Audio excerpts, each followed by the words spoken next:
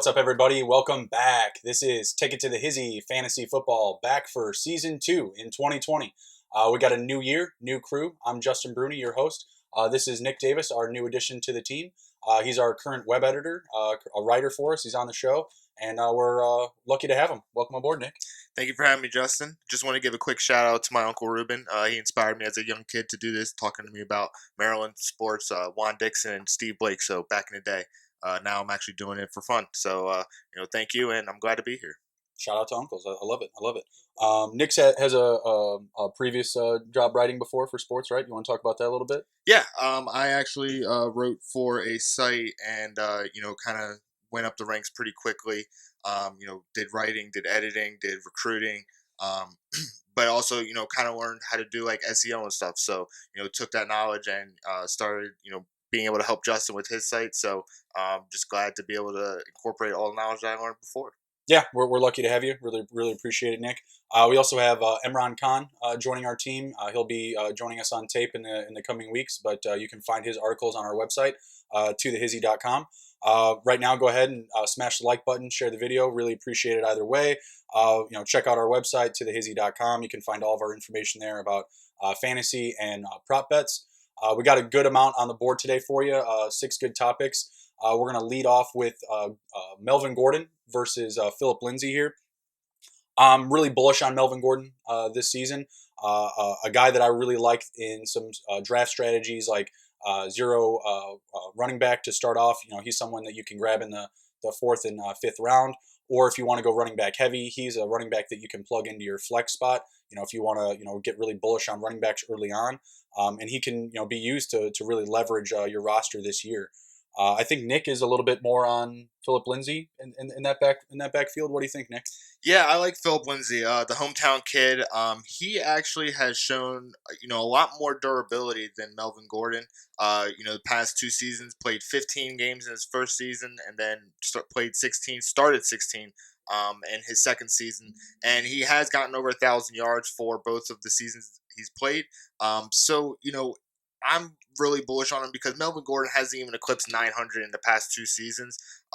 He might get a lot of the extra touches in the beginning, but, is he going to last? I'm not quite sure. Philip Lindsay has shown that he can do it. Royce Freeman, he's still there. It might just be another addition to a running back committee. And, I'm more bullish on Philip Lindsay because he's shown that he's a dog in that room. No, can't disagree with the production from Lindsay the past 2 years.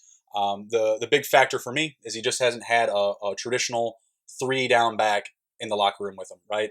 The Broncos did still go out and spend the money on Gordon. Gordon is a running back that has, on average, caught 60 balls per season. So, taking him off the field for 3rd downs and things like this, it's going to be very situational how they use them.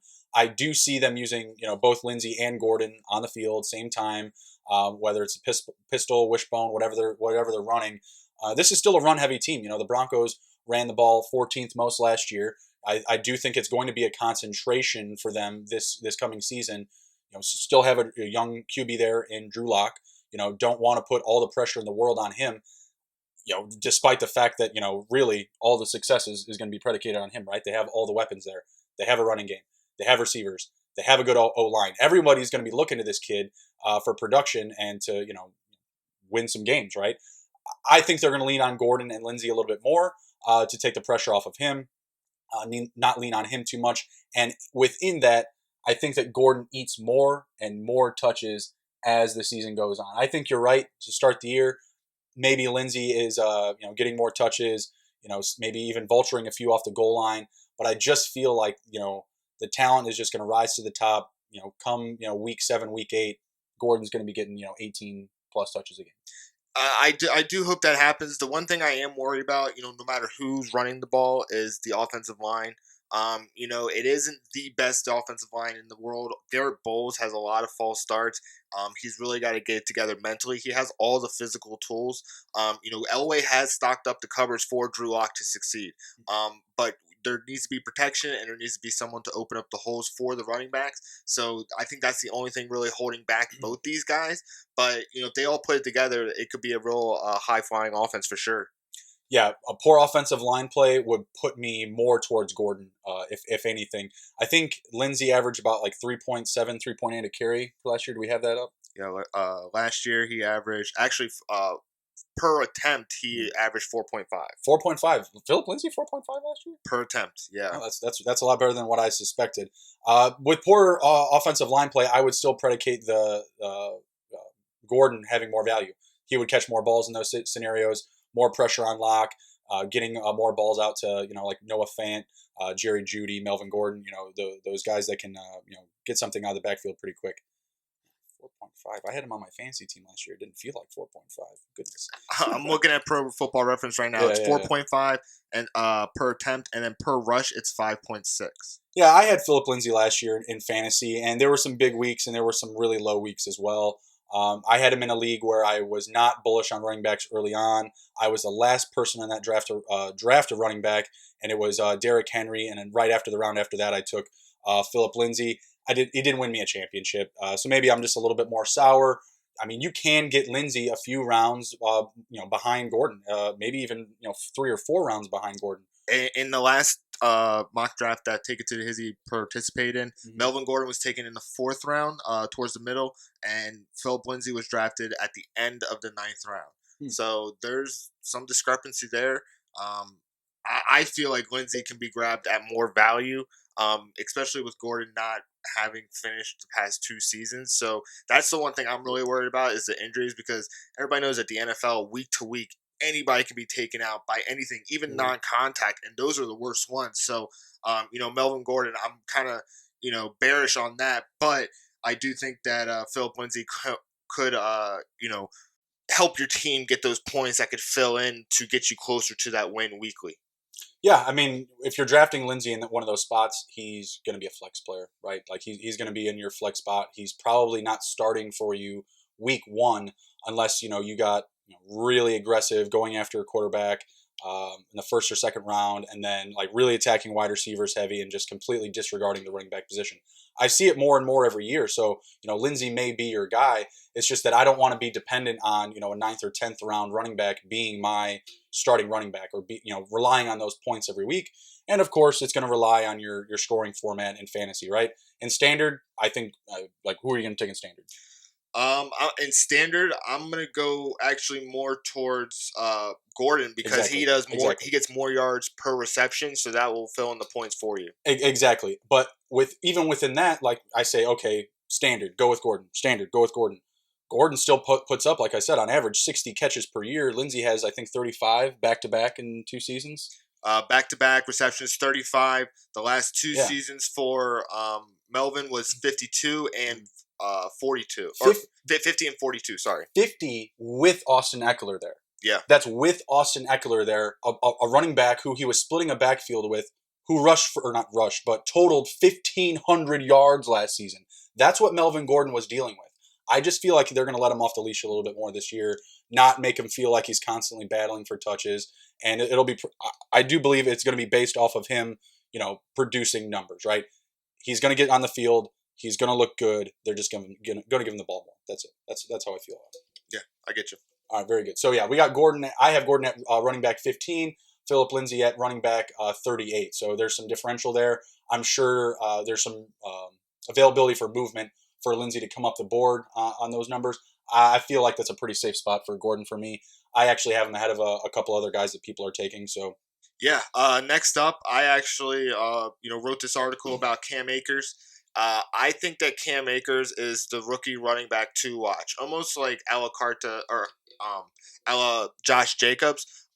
He was very intense runner at Florida State. I think he led the team in like broken tackles. Like Florida State had a lot of issues with Willie Taggart and coaching staff, and just not great success after Jimbo Fisher left. But man, Cam Akers, he pops off the film because he just runs angry, and he took that team on his back.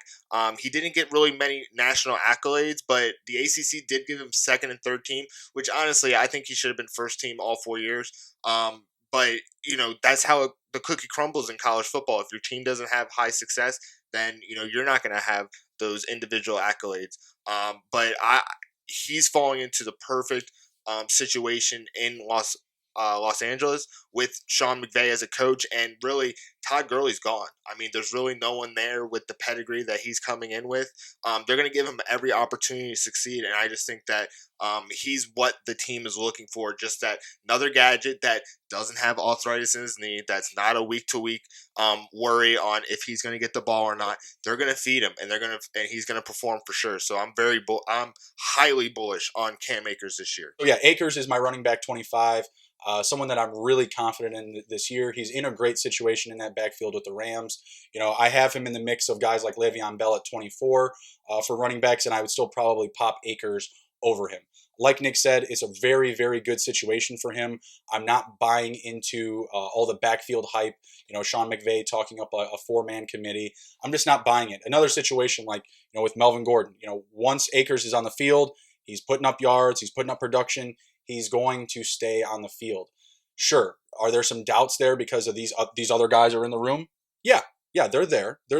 But what have you seen from them in years past that gives you any sort of comfort that, I need to go out and draft Malcolm Brown. I need to go out and get Darrell Henderson. I actually have a great point right now because, last year the Rams actually had one of the worst offensive lines in the NFL, and that was one of the reasons why they did not succeed. So people might come at me or come at Justin and say, Cam Akers doesn't have an offensive line. I don't really care because last year, I'll give you perfect examples. He got drafted in between Jonathan Taylor and J.K. Dobbins, two high-level programs, Wisconsin and Ohio State, that just pump out NFL talent at the running back position and at the offensive line position.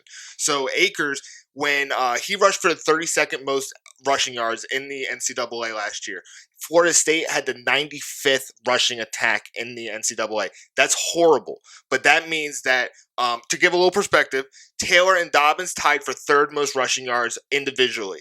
Wisconsin was ranked 15th, and Ohio State was ranked 5th. So not only did the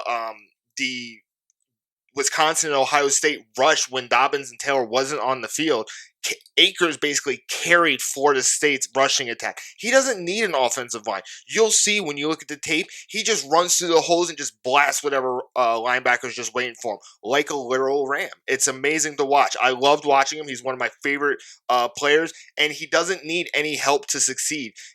The only thing he needs is to get those play calls from Sean McVay that's going to make him one of the best rushers in the NFL. I think he's going to be a star to come for years to come. And you agree that he'll be able to catch the ball in the backfield? Yeah. I'm not worried about that at all. This is a team that was top 5 in passing attempts in 2019. If they don't get off this trend, if the offensive line doesn't improve, why wouldn't you want a guy that's most likely by at least week 3 or week 4, he's just going to be the number one guy. He's not going to be getting taken off the field. He's going to get over 80%, snap count percentage. It's just someone that I really want. I feel really comfortable drafting, anywhere in like that 5th to 7th round. If I'm getting him closer to the 7th, oh my gosh, what a value. Anyone that's, disrespecting on the draft boards, they may let him sit there for a bit, but he won't be there for very long. So I feel comfortable taking him over a guy like Le'Veon Bell, who's just in a really bad situation. And we'll kind of get to him later. But yeah, really comfortable with Akers. Love the spot there with the Rams. The only thing that would scare me is if they went out and got a guy like, Lamar Miller, Davante Freeman.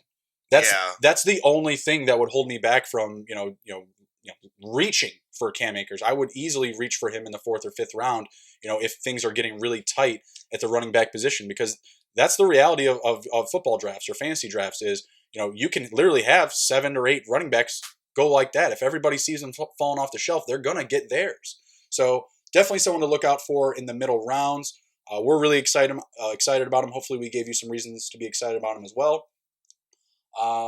Brown, go ahead. I was just gonna say Cam Akers went in round 8 in a PPR mock draft. So he went behind Devin Singletary, Jonathan Taylor, and David Montgomery. So I think there's very high value. Lev Bell went Everyone's so high on John round. Taylor. Everyone's so high on John Taylor. Oh well, I mean he came from Wisconsin. I mean he had those guys turn out NFL offensive line like a factory. Like those guys just grow 6'7" tackles on trees. It's incredible. So it's kind of like a situation of like Ron Dane, like that guy. He set the NCAA record, but really didn't do anything in the NFL just because it was a rushing attack offense. Like that team has decades of experience of rushing the ball. So I can understand why people are high on him. So, yeah, Akers, running back 25, Brown, running back 62, Henderson, running back 50. I don't even have John Kelly ranked. So, obviously, I have a huge disparity between the values between these running backs. Stay away from Brown. Stay away from Henderson. They're not winning you anything in 2020. Next, we're going to talk about a couple of players that we're staying away from. I'm going to start off with Le'Veon Bell. He's a hard pass for me this year. Kind of touching on from yesterday, what do you think about the Jamal Adams trade? I guess we'll kind of start there with the Jets before we jump into Bell. Jamal Adams, man, his Legion of Boom is coming back. The way I saw it was Pete Carroll saw his guy, saw someone that wanted out of a bad culture in New York, and he just, put up what it was needed. And I think Jamal Adams is going to enjoy being in Seattle, but the Jets are falling apart, guys. Like they're giving everyone away. I'm surprised they haven't given away Lev Bell yet, but his contract, it's pretty high, and I don't think many teams will pay for that. No one's going to be paying for Bell. But yeah, I absolutely agree with the Jamal Adams trade. Seattle going all in. The division's getting more competitive with a really strong defensive group out of San Francisco, so they just want to stay on pace with them. I love it. I'm all about it. A little rich, for Seattle, 2 first rounds, a 4th round, and Bradley McDougald, whatever. McDougald, yeah. Not a win now move for the Jets, and I totally understand Le'Veon Bell's criticism of Jamal, or maybe a slight of Jamal Adams on social media. Totally understand, totally get it. The Jets are not in win now mode. I'm not bullish on Le'Veon Bell whatsoever. I have him ranked at running back 24 out of the sake of for him catching passes in PPR. In standard, he takes a nosedive in the rankings. I probably have him at like 35 in standard, and it's just based off of the lack of rushing efficiency from an Adam Gase-led football team. The guy just can't run the ball. He's ranked 30th, 31st, 32nd in rushing attempts and rushing yards for league totals in the past few years, dating back all the way back to Miami. It's just a really bad situation. Le'Veon Bell's lost a step. He's not as explosive. I think his longest receiving play last season was like 20 yards, 19 and a half yards. It's just getting to be, a little too taxing on him at this point in that offense. They don't have a ton of offensive weapons. They didn't reload on those this offseason. So I'm not in on Le'Veon Bell whatsoever. They added Frank Gore, LaMichael P. Ryan in the draft. They signed Kenneth Dixon. They didn't really do anything for Sam Darnold. They signed Joe Flacco to back him up. Joe Flacco isn't even a backup in the league anymore, in my opinion. What do you think? I mean, where are you at with Lev Bell? We're not in Pittsburgh anymore, Dorothy.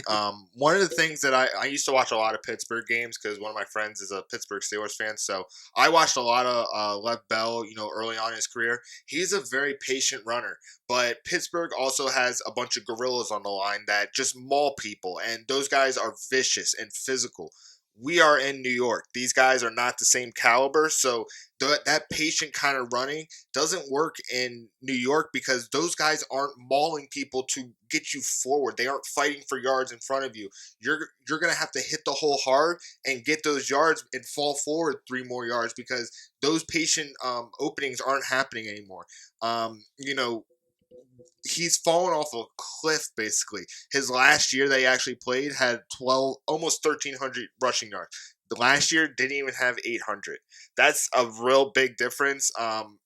People are just so high on him because they're hoping that, the play calling will change. But it seems like Gase is doubling down on it, man. Like, he's not trying to give Bell anything. Bell told him to give him 500 touches. He got just over 300. Like, it wasn't even that much. 245 rush attempts. And 66 receptions. Yeah. So it wasn't that much. I think you should run him into the ground because he does have that ability. But, man, why are you paying that much money for that kind of guy if you're not going to use him? Like, get rid of him. Yeah, and that's the next thing is that Gase had to come out and say to everyone, "Oh yeah, I wouldn't have signed Bell. I wouldn't have given him all that money." Who does that? Just convoluting the whole situation. And then every time Bell gets asked something about it, he's just like, oh, I love Gase. We text all the time. We're like late night text buddies, and he's the coach that I talk to the most. I was like, There's a disconnect. yeah, I don't know what the hell you guys are talking about because it ain't about football. It ain't about running the ball. Maybe the Jets changed their tune a little bit more this year. They don't appear to be in win now mode. That Jamal Adams trade obviously highlighted that. Sure, if you're a Jets fan, long term. I mean, yeah, be excited about that trade, right? You got a great haul. Got some first round picks. You got a great haul. McDougal, McDonald. I don't remember. He looks like a spelling error. That's what he looks like. He'll fill in the slot. He'll be a good fill-in guy. He's got like 7 years in the league. He's not terrible. He's just a different tier. It's just exactly. It's like 3 or 4 tiers back. Nothing against him. We think he's a serviceable safety. It's just he's a different tier than Jamal Adams, and that's just speaking to Jamal Adams' talent. Yeah, Jamal Adams can come down to the linebacker position and play literally like 2/3 of the field for you as a safety. So.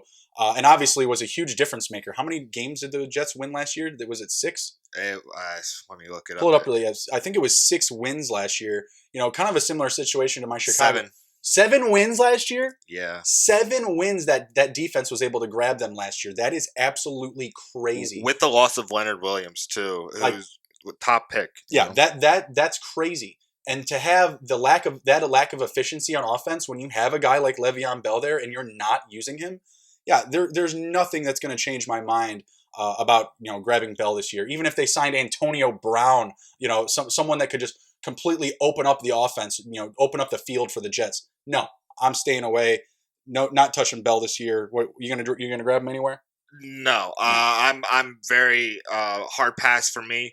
One thing that you should know about last year, the Jets offense did not eclipse 120 yards rushing for the season, not once. They only eclipsed 103 times in the season. That doesn't surprise me at all. And it does not surprising, but it doesn't bode well for the production or the fantasy value of a 4th round pick in the fantasy draft, So you just got to be smart with it. Stay away from him. Let someone else take him and, eat up those points when he doesn't get them. Hey, if you're somewhere regionally drafting and everyone hates Le'Veon Bell and you can get him in the 7th or 8th round. Oh, yeah, definitely. Go ahead. I mean, I don't love it, but if you're not relying on this guy to start for you, if he's coming off your bench and, maybe you do see a couple of weeks where you can really boom, go ahead. Go ahead. But he is not going to be a consistent piece for you.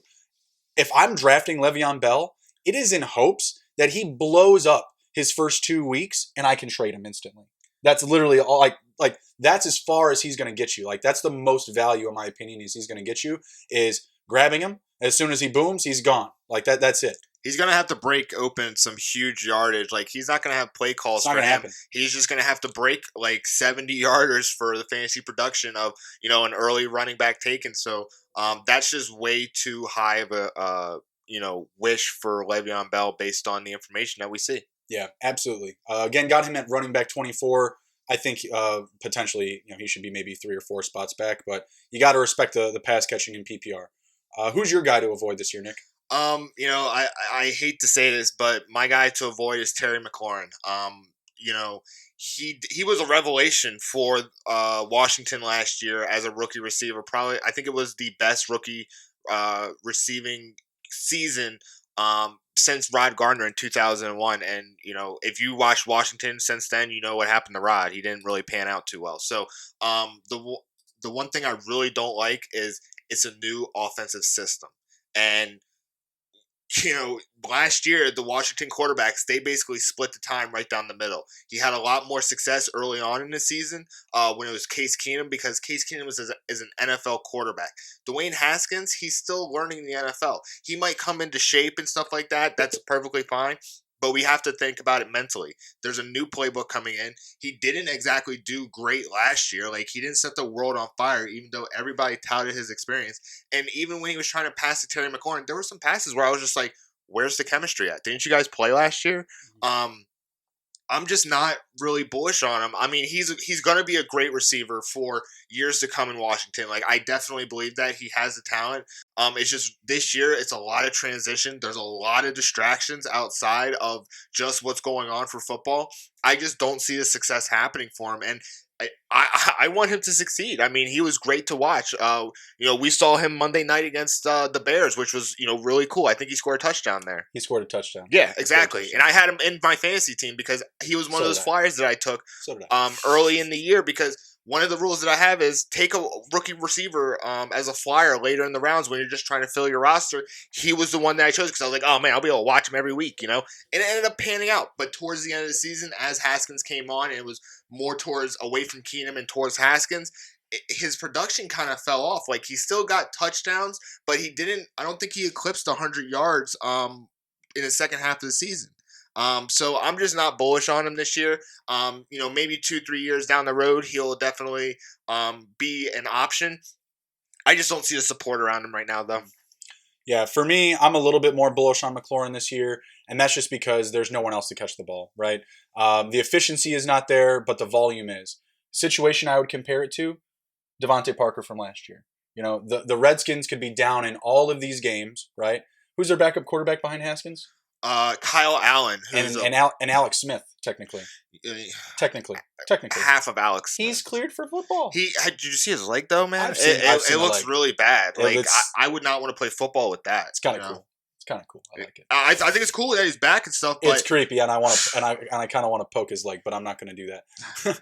Back to McLaurin. I think he should just get a ton of volume this year. I do have him ranked as my wide receiver 32 because I do think there are weeks he's going to get put away. There's going to be secondaries that do keep him in check this year.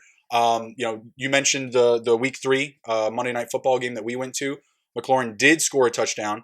What was it? He had 70 receiving yards that game, and it was the 3rd week in a row that he had scored a touchdown. So he started off last year extremely hot. Fast. Extremely hot. 3 touchdowns, 3 games. What was it? Had a week off after week 3. Maybe he got hurt in that Bears game. I don't remember. But he had week 4 off against the Giants. I think it was a bye. No, they played the Giants. They lost to the Giants 3-24. But the couple weeks later, he did put up a 2-touchdown game, and then he didn't score any touchdowns until week 14 and 15. So there is some lack of consistency there in his numbers. I've seen weeks where he gets 12 targets. I've seen weeks where he gets 2. I've seen weeks where he puts up over 100 yards. It was 3 games last year he put up over 100 yards. Yep. I've seen games where he put up 11 yards. So there is some consistency there. Do I want McLaurin as one of my starters in fantasy? No. But I do think he is a good depth piece. Yeah, I think there are some respectable matchups he's going to have this season. But do I want to lean on him? No. Bullish? Maybe I shouldn't use that word. I just think that I can get him for a respectable value. Yeah. And for me, when I'm getting into the back end of my drafts, I'm definitely prioritizing running backs up front. So a guy like McLaurin could be a respectable piece. Bad team, they're going to be chasing points. I see the value there in fantasy. I think he'll be a guy that you can make some money on prop bets week to week. I think that there's going to be some sports books that are laying 4 or 5 catch game props, and I think you'll be able to make some money on them. Take it to the hizzy, if you will. Smash the like button. But yeah, I think that he'll be a respectable fantasy guy this year. I could see some regression in his yards. He put up 919 receiving yards last year. I do see some regression there. Touchdowns at 7. That may be tough to duplicate with this offense. They don't have a ton of weapons. They lost Harmons. I know you've been talking up Sims. The backfield's really crowded. He doesn't have a ton of competition for touches, so that's why I'm a little bit more high on him. But totally understand, the pieces around him, they're not great. Yeah, it's just, he's going to get those touches because there's no one else to throw to. Jordan Reed is gone, who is literally the top target for... When he's on the field. Yeah, when he's on the field. He was my favorite player, but, man, he couldn't stay on the field. Respect Jordan Reed. Yeah, but, one thing I did want to mention, Terry McLaurin is being taken in the 5th round of PPR. That's like right behind Odell Beckham, Amari Cooper, and Adam Thielen. A little rich. Yeah, it's a little rich. A little rich. Especially for a Washington player. I think he's the highest Washington player going, but... And I think those are just high expectations, yeah. Right? Like why do you want to expect a guy who's on a team that bad to produce, up against guys that are playing on really good, productive offenses? His position is very dependent. on who's throwing the ball to him. I don't see him having like a Josh Gordon kind of year where he had like 12 different quarterbacks and still got 100 receptions and 1,000 yards. That was an incredible season. Right. I just don't see that happening for Terry McLaurin. The one game that he did have 100 games over the second half of the season, it was against Philadelphia, and they were really behind that game. So they were just chucking bombs. He had the most yards per target, which was 26 yards. So they were throwing downfield to him. That's what I'm thinking for this year for sure. Yeah, but even with like games with like Green Bay and a high flying game against the Giants, he still didn't eclipse the 100 yards. So like he's gonna get the targets, but he's not exactly that deep threat where if he gets a pass, he's definitely going to take it to the house. I just see him more being like the move the chains kind of guy. He's going to get some receptions, but his yardage is not there to actually be a number one receiver in your fantasy lineup. Yeah. He's more of like, I would say 2B, 3 for sure, or even 4 if you can get higher value. The people being taken around him in the draft, I would definitely choose them over him. People taken after him was Keenan Allen, Tyler Lockett, AJ Green, Tyler Boyd, Stefon Diggs, and T.Y. Hilton. Also, my man Davante Parker. Do people just think that Keenan Allen died? Like, is there some like fake news out there that he has COVID or something? Like, that is just disrespectful. I don't care who is throwing the ball to Keenan Allen. Keenan Allen over Terry McLaurin. No, shame, bad. Yeah, don't do that. That's just a lot of hype. That's just a lot of hype, and I don't think that people should have those type of expectations for a young receiver on a bad team with bad quarterbacks. It could very easily be a quarterback carousel here with Haskins and Allen. I definitely expect to see games where they both play. Yeah, absolutely. Allen's being pulled from Carolina for Rivera, so he already knows the system. But I just see that being a short leash with Haskins, and I don't see Allen building up the chemistry, especially with what's going on in the world right now. There's no like off season. Well, I mean there is, but it's just hard. So I'm just very bearish on Terry McLaurin for the status of the team and then just status of the quarterback. It's dependent, Yeah, absolutely. I like I said, I just think you're expecting a lot. You're asking for a little bit too much. That draft position is way too rich for my blood. All right, we're going to close it out here with a couple of props. You want to introduce yours, Nick? Yeah. Okay, so my prop is Davante Parker. Vegas set it at 1,050.5. I'm going to go above that because he showed that he can take the number one position in Miami. He performed with Fitzmagic, and I see him being a very reliable target for Tua. Tua had Henry Ruggs and Jerry Jeudy last year at Alabama and was able to get them both enough touches for them to get first-round picks in the draft. So he knows how to handle top targets when he comes in. And the only other person that I really there's two people that I see taking some stuff away, but it's going to take away the double teams. Preston Williams, if he stays healthy, and Mike Gesicki. I love Mike Gesicki. I saw him playing at Penn State. He runs weird, but man, somehow he gets open, somehow he gets yards, and he falls forward about 5 because he's like 6'7" or something. He's a weird runner, but he'll get you some catches. Oh man, he's a weird runner, but he'll get you some yards. So those guys will take away from being able to be Parker being bracketed by the safeties and stuff. So I definitely see him eclipsing the 1,000-yard mark, and only 50 yards above it, 51 yards above it. That's easy money. I'm really bullish on Davante Parker for this year for Miami. I really don't have much to disagree with there. Hitting this number to me is the only thing I could see threatening it is more competitive football for the Dolphins in 2020. The defense looks a little bit better. They've loaded up a little bit on that side of the ball, so I think they could be more competitive this year. I'm not saying that they're going to win more games, but I do think that there's going to be less garbage time for the Dolphins in 2020. And I think that Parker did grab a lot of production from garbage time last year. A lot of games, especially in the first 8 weeks when they were just getting completely hosed.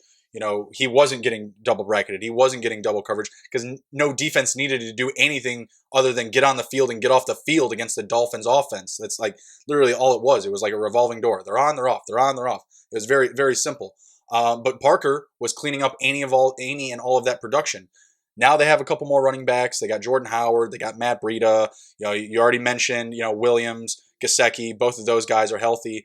I like the number. I don't hate it. Something me personally, I would stay away from just because there are a few more questions there. There's a few more additions to the team, and there's just a little bit more talent in the locker room. But I can't really deny you any of those reasons, so I can't really argue it too heavily. Just something that myself, I feel more comfortable staying away. Let me give you a little bit more peace of mind for this. So when they were 0-8, he did not. He eclipsed 75 only once, 70 one time, and below that didn't eclipse 60. When they started winning against the Jets, he started taking off. He then started to have he had 4 games of over 100 yards, one with 159, had 2 games with 2 touchdowns, and he ended up with with receiving yards 1,200, over 1,200 receiving yards. That's incredible. Those big ones were at the end of the year, right? They were at the end of the year, and that's when Brian Banks got Miami to start playing for games. That was one of the most impressive turnarounds I had seen. It wasn't even that they had won a lot of games. It was just that you could see that they were trying. Davante Parker was one of those dogs that led that charge. It's funny when you see the difference in actual effort, like the first 8 games of the season where literally, the Dolphin fans were printing off Tank for Tua shirts. Yeah. You got your guy, but geez, they almost didn't. So going back into that, the back end of the year, Preston Williams was hurt. Parker was getting more attention in the offense because of that. Same thing with Mike Gesicki. His name has been brought up a ton this year because of his success towards or down the stretch, I should say, of last year. Tyler Higbee, another one of those guys that just had success in his last 5 or 6 games. Both of those guys had success, so now they're big names in fantasy drafts this year. Yeah, I get all that. The numbers were there for him. Fitz was throwing up the football all day, all over the yard. And again, it was just because they were down. There was garbage time, and there wasn't any other mouths to feed because you had a younger guy like Williams that was out. So yeah, again, I just felt like last year a lot of that production was based off of garbage time, being down all the time. This year, I mean, like you said, he hit over 1,200 yards. I mean, this number is only at 1,050. So it very well could be a little bit too low. This is why we take it to the hizzy. We grab these low numbers that are either disrespecting a player or just don't make sense. Which kind of leads me into my next one, which is Gardner Minshew. Yeah, he has a posted number of 21 touchdowns for the year. He threw 21 last year in 14 games. This is with Nick Foles there competing against him for the starting quarterback position. He has no competition this year. He is going to be the starter. The Jags were a team that I could have easily seen gone out and got a guy like Cam Newton. Easily. Yeah. Warm weather's there. You're not going too far from Carolina down to Jacksonville. Really good spot, good offense. Maybe not the greatest defense, but I thought it'd be a good spot for him. You have a guy like Minshew there that can learn up from him. No, they're just going to ride with this guy. Minshew was very efficient last year. Did not make too many mistakes. Didn't throw too many interceptions. Had some trouble hanging onto the ball here, but we're talking about passing touchdowns. I don't see in what reality that this young quarterback doesn't take a leap forward in 2020. Playing a full 16 games, obviously, if you're taking a prop on any player, you're assuming that they're going to play, 16 full games. But the dude hit it last year in 14. So he could miss a game, with an injury. He could miss 2 games with an injury and still most likely hit this prop of over 21 passing touchdowns. Obviously, I don't like what they did on defense, but we just got done talking about Davante Parker racking up in garbage time. Gardner Minshew can do the exact same thing in 2020, and I don't find him to be a garbage time quarterback. He's very efficient. He only threw 5 interceptions last year. I don't know what that interception to. It was like 21-6. Oh, he had 6 picks last year? 6 picks total. Okay, so he had 6 last year. I'm sorry, I thought he had 5. But still, very, very good efficiency. I like what they're doing there on the offense. I don't necessarily like what they're doing on the defense, but hey, that's how we rack up numbers. And 21 touchdowns is just too low to me. I love that number. Absolutely, smash. Give it to me all day. Yeah, they actually added Laviska Shenault, he's basically like an offensive weapon. Coming from Colorado, he had very high production, but he can be used in like reverses and shovel passes and that kind of stuff. He's a weapon that they added. They also added Tyler Eifer. Even though if he doesn't last the entire season, he still provides a big target for the games that he will be in. Great red zone threat. Yeah, exactly. He's a huge target. DJ Shark had 8 touchdowns last year. The chemistry's already there.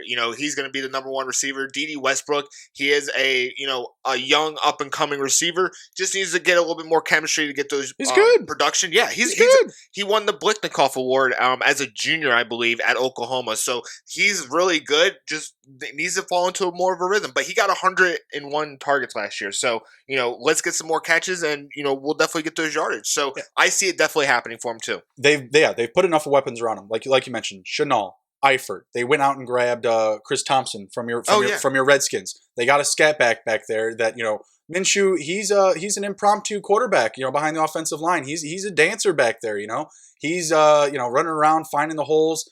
A couple of times he puts the ball on the ground. Those situations don't always work out positively, but he's got some great footwork. Having a good scat back there like Chris Thompson, that'll be a surplus for him.